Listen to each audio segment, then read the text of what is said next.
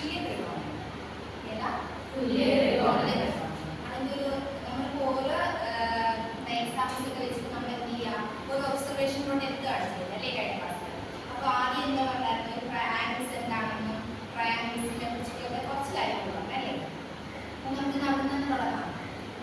എന്താണ് ത്രികോണം? നമ്മളെല്ലാം കേൾക്കുന്നതല്ലേ ത്രികോണം ത്രികോണം. അപ്പോൾ എന്താ ത്രികോണം? അവസാനം ത്രികോണം എന്ന് പറയും. അപ്പോൾ ഏറ്റവും ചെറിയ ബഹുഭുജം ഏതാ പാർവതി?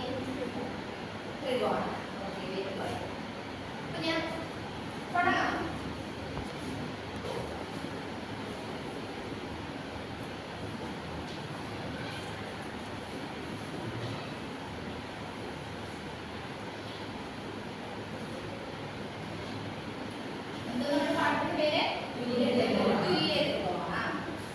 ത്രികോണം എന്താണെന്ന് പറഞ്ഞോ? മൂന്ന് വശങ്ങളുള്ള ഏറ്റവും ചെറിയ ബഹുഭുജമാണ് എന്ത്? ത്രികോണം. നമുക്ക് ത്രികോണം വരയ്ക്കാം. ത്രികോണം വരയ്ക്കണമെങ്കിൽ എത്ര സൈഡ്സ് നമുക്ക് വേണം? മൂന്ന് വശം അല്ലേ? അതിൽ മൂന്ന് വശം നമുക്ക് അറിയണമെന്നുണ്ടോ? വേണ്ട അല്ലേ?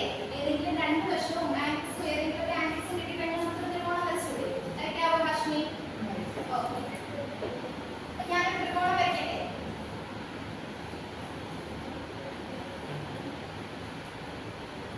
അഞ്ച് ഇതിന്റെ നെയിം പറഞ്ഞേ. ABC. Okay, very good. ഞാനിപ്പോൾ വരച്ചത് ഇത് 7 സെന്റിമീറ്ററും ഇത് 5 സെന്റിമീറ്ററും. എത്രയ്ക്കാ? 7 സെന്റിമീറ്ററും 5 സെന്റിമീറ്ററും. ശ്രദ്ധിച്ചിരിക്കുന്നു. അപ്പോൾ ഒരു ആംഗിൾ കൂടെ ഞാൻ എഴുതും. 40 ഡിഗ്രി. അപ്പോൾ ഞാൻ വരച്ച ട്രയാങ്കിളിന്റെ സൈസ് മെഷർമെന്റ് എടുക്കാം. ബേസ് 7 സെന്റിമീറ്റർ ആണ്, ഒരു സൈഡ് 5 സെന്റിമീറ്റർ